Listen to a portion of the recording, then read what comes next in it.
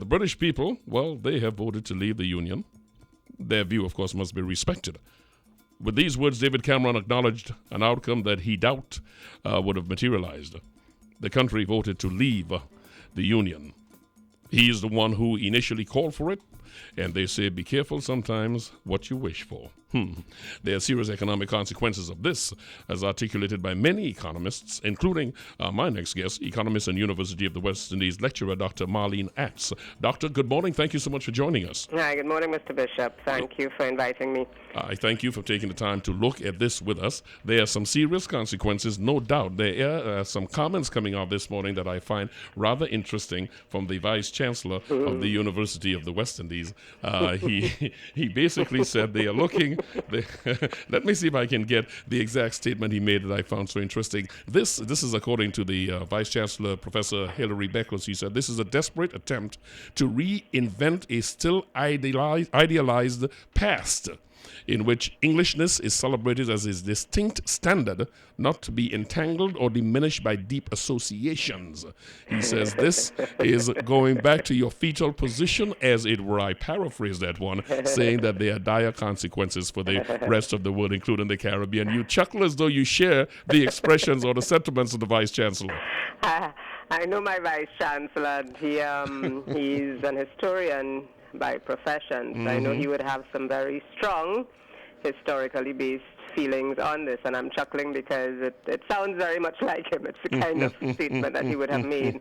But on a serious note, I think he's absolutely correct, and I apologize. I had an emergency, so I didn't tune into your program from the start, but I caught the last bit of what your previous guest was saying. Yes. And we'll come to talk about the economics of it, as you've invited me to, but I think the Vice Chancellor's statement is one of the things. Certainly one part of it is what I want to begin with. There are dire consequences because your previous guest talked about, suggested that there's still some vacillation, even though the referendum has gone, and we know what the result is, even though it's by a small majority. The vote is to leave the European Union, and the continued vacillation whether or not the referendum is going to be passed in Parliament, what the implications are, some murmurings around the world, really do not help this situation as we see it, because one of the things that has happened, as you know, between when the referendum was taken and the days immediately following is that there was a depreciation of the British currency, the pound. Yes. The Vice Chancellor is absolutely correct. Britain has never wholeheartedly embraced the European Union, and we know, for example, that one way in which they didn't embrace it completely was the fact that they continue to use their pound currency as opposed to using the euro, which is the currency of the Union. And I think one of the things that would have triggered this, there's always been some concern, triggered this departure, so to speak, or this vote to leave the European Union, would have been that as part of a union, and an economic union as that, is that you have to cede some kind of sovereign decision-making, which I think the Brits among us, and I think the Vice Chancellor's reference to the Englishness and trying to maintain that. The English would have been, some quarters in Britain would have been concerned about trying to cede that level of decision-making because, again, and I apologize for not tuning in earlier, I don't know if your previous caller pointed to that. One of the things about being in a union is that policies apply across the board. We have something akin to a union in the Caribbean, the Eastern Caribbean Currency Union, where they use the same currency, the Eastern Caribbean dollar, so countries like Antigua, St. Kitts and Vincent, Grenada, etc. They're part of that union. There's free movement of labor between and among those countries, freer than exists with the rest of the Caribbean, certainly. And these are some of the features or the characteristics of that economic union. So the Vice Chancellor is correct in that the English have always tried to maintain their sovereignty, their Englishness, so to speak, even though they were part of the union. So there were always, to my mind, what I would want to call cracks.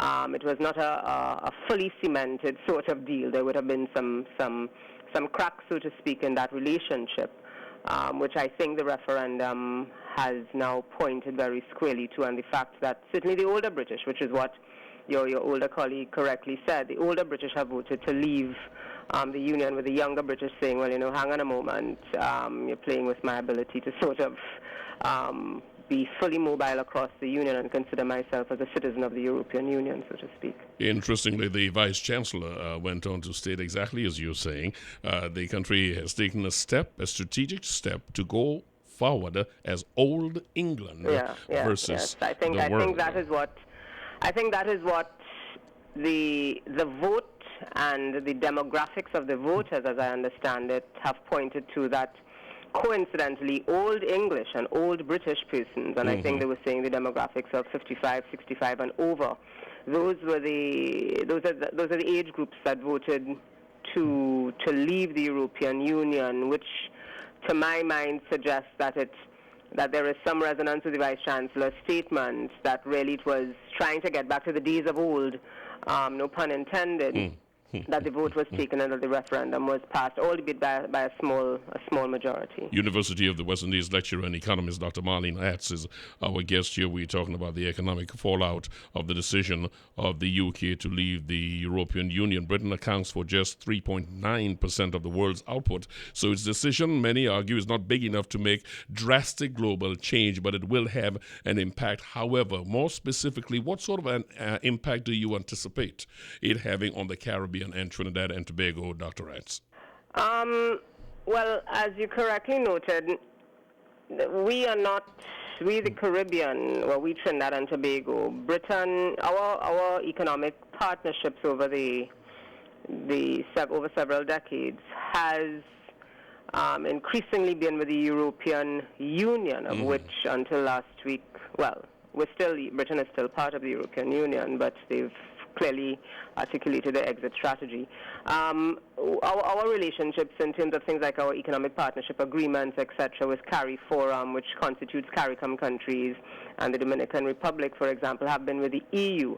But one of the things that we've always been very fortunate, because we are former British colonies and also because we are Commonwealth countries as Britain, we always had either in theory or in reality, we always had an ally in the European Union, because Britain, being our being colonies of Britain, but also being part of the Commonwealth as Britain, there was always a sense with which Britain would certainly seek the interests of Caribbean countries. Now, the CARIFORUM and the partnerships really have been with African, Caribbean, and Pacific countries, the ACP countries, and we have benefited from that. The departure of Britain from the European Union, of course, now raises questions, and I imagine, today's newspapers are awash with different kinds of commentaries. I imagine our CARICOM Secretariat and our ministers of foreign trade would have been looking at this situation closely, and certainly an agency such as the Caribbean Development Bank, which negotiates or effectively seeks our developmental interests, seeks the Caribbean developmental interests with countries in the European Union, they would have been following this very closely, and presumably they would already have engaged some kinds of discussions with their counterparts to actually see what kind of fallout. One of the things that immediately concerns me, separate and apart from the trade agreements that we have negotiated over the years and which will now have to be renegotiated with the remaining members of the European Union and possibly bilaterally with Britain, depending on how this thing unfolds, is the question of overseas development aid. The Caribbean has traditionally received a lot of overseas development aid, what some also refer to as a foreign direct investment, coming from the European Union into the Caribbean. What impact is there likely to be given this geopolitical shift? I think that is something that we need to look at. The overseas development aid, I know, for example, that a lot of overseas development assistance has been provided for things like education and social infrastructure, health, as the case might be. What could potentially be the fallout? But having said that, I want us to also be mindful that what happened last week is the beginning of a story. This story has many more chapters to be written over the next couple of years. But also I don't even know if it's a couple of years. Now, initially it says, the British Prime Minister, certainly in his statement, said that they will invoke clause, I think, 50 of the European Union Treaty, which allows them 2 years to kind of actually make their final departure from the Union, so to speak. But over the last few days, other members of the European Union have been kind of urging Britain to get on with it, just kind of leave, you don't need to wait the entire 2 years. So there is a sense in which there's a 2-year longer-term time frame, but we're still not too clear what could happen, and then also if there's a change in leadership in Britain, because, of course, as you correctly noted, Prime Minister Cameron has signaled that he's leaving the transformation up to his successor. He's going to demit office in October. We need to be looking at these situations. This is not something, one of the points I want to make to Trinidad and Tobago and to your general listenership, but this is not something that is remote from us. This is something that could have very serious implications for us in the Caribbean, certainly in terms of things like our overseas development assistance and our foreign direct investment. Happily for people who might have been traveling to the UK over the next couple of days, they would have seen a depreciation of the pound simply because of the uncertainty and the vacillations and the discomfort that the global financial community would have seen. So there would have been some depreciation of the UK pound. So that is perhaps one good thing. You probably paid less at the banks to buy your British currency.